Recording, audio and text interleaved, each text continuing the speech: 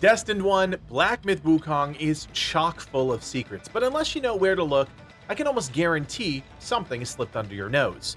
My name is Kodiak, this is Legacy Gaming, and today I'm revealing the locations and epic rewards of 4 secret dragon bosses in Black Myth Wukong.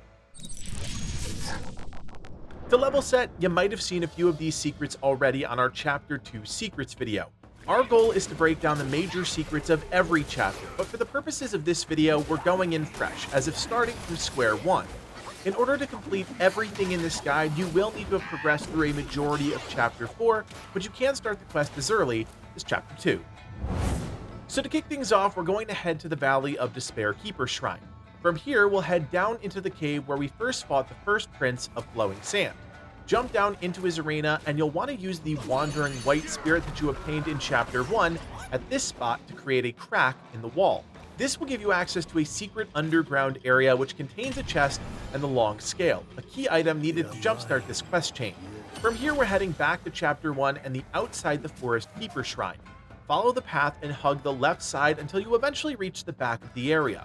There you'll find a massive waterfall, and now that you have the long scales, you'll be able to interact with it. Using the scale, you'll stop the flow of water and can enter a secret area. Inside, you'll find Red Loong, the first of 4 dragon brothers we'll be fighting as part of this questline. Red is the easiest of the brothers and should be relatively simple to take down. Now, fun fact, when he's staggered, you can smack those electrical nodes on his back, which will overcharge, causing him serious damage. Once defeated, you'll receive the Thunder Tail material, which is used later in a crafting recipe, and the Boshan sensor, which raises your damage reduction considerably when your gourd is depleted. With the first boss defeated, we can head back to Chapter 2 and the Rockrest Flat Keeper Shrine. From the shrine, we'll head past it and to the right, up the set of stairs until we run into a second sandy waterfall. Again, we can use the long scales to interact and reveal an entrance to a secret arena. Inside, we'll meet the second Loong brother, Black Loong, who I would argue is the coolest of the dragon bosses with his dual electrified maces. Quite honestly, this is the fight I liked the best, mainly because of how big and beefy the boss is, but the dual maces also add to the overall effect. A helpful tip here, Black Loong will occasionally alternate slamming his empowered maces into the ground, sending out shockwaves. If you jump onto a rock in the arena, you'll be able to avoid the electrical pulses, completely negating the hardest part of the encounter.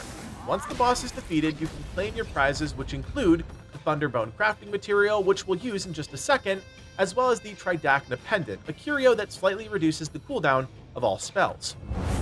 With Red Loong and Black Loong defeated, you can take your Thundertail and Thunderbone to a Keeper Shrine and craft the epic Loongwreathe Staff. This is a solid weapon if you're doing this secret in line with your progression, and features 70 attack and a unique effect that moderately increases the damage of all Pillar Stance moves. We talk about Pillar Stance in a few of our other videos, so if you're looking for more insight into its strengths and weaknesses, give those a watch. At this point, we'll need to progress through Chapter 3 until we get to Turtle Island. Once the area boss is dead, you'll be able to fully explore the back of the turtle, and the secret we're actually looking for is right under our nose. From the Keeper Shrine, turn around and walk towards the water. Drift slightly to the left and you'll start hearing a strange voice.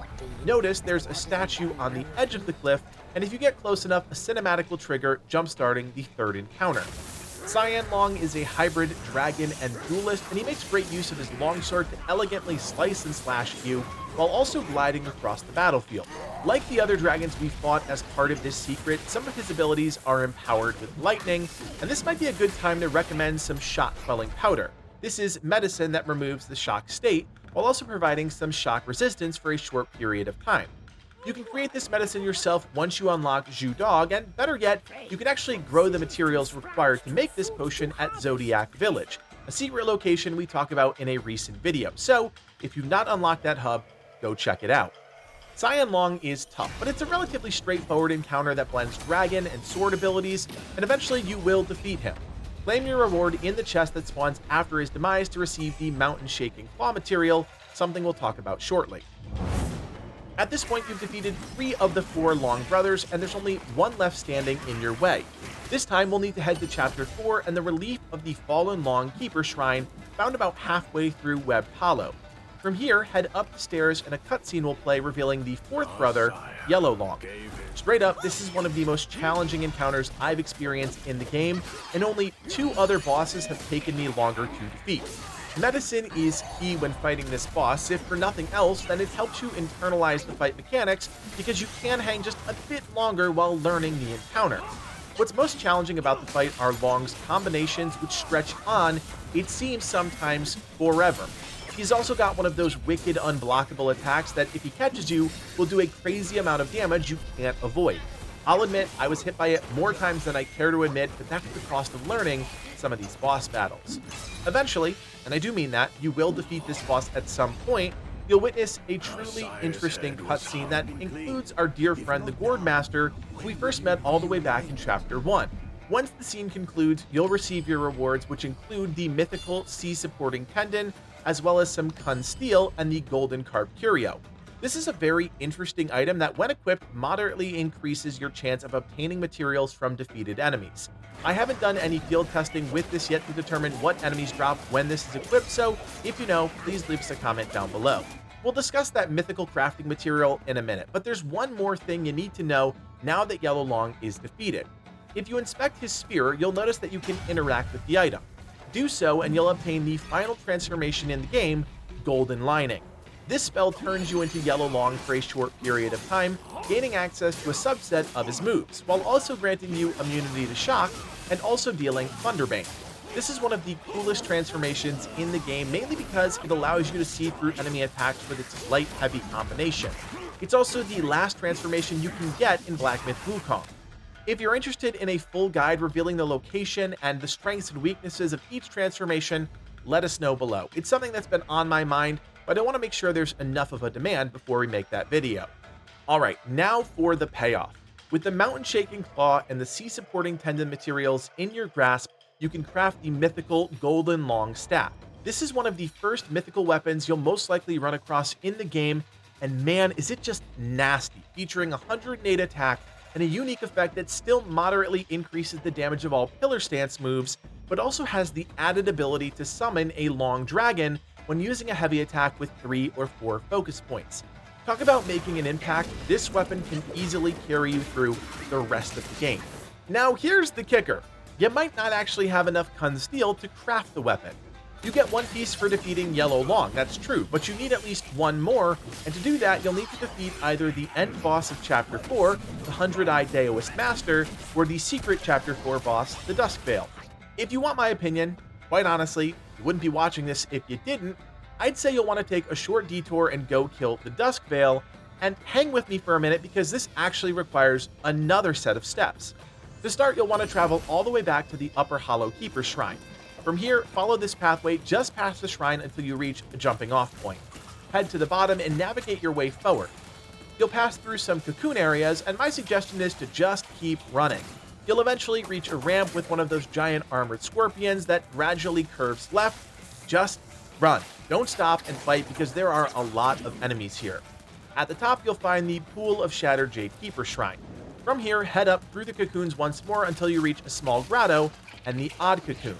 Burst this open to reveal the Venom Daoist. Whack him with your stick a few dozen times, defeat him, and he'll get frustrated and vow to seek out vengeance. Okay, fine, but he still ran like a wimp. Next, we'll want to travel to the Court of Illumination, the final Keeper Shrine in Chapter 4. From here, turn around and run down the stairs and straight back. Head into the mountains and keep to the path until you can turn left. If you see a huge sloped hill going down, you'll know you're in the right spot. Head on down and the Venom Daoist will attack again. This is a 2-phased encounter, but quite honestly, I didn't find either his second or third form that imposing. The damage that he does deal just doesn't seem to make that much of a dent at this point. Defeat him and he'll reveal a painting on the cave wall.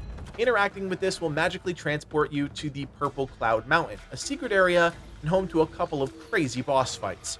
I'm not going to go into all the details here, that would take up too much time, but your goal is to defeat the final boss in this area, the Dusk Veil. By defeating him, you'll claim some really interesting items, but also the Kun Steel needed to craft the Golden Loong Staff. So there you have it, 4 secret dragon bosses culminating in a ton of loot and 1 mythical reward. If you like this video and you appreciate guides that get straight to the point, do me a solid, hit that thumbs up and consider subscribing. We have so much more planned for Black Myth Wukong, so keep it right here and never miss a thing. My name is Kodiak, and from everyone here at Legacy Gaming, thanks for watching, and play on.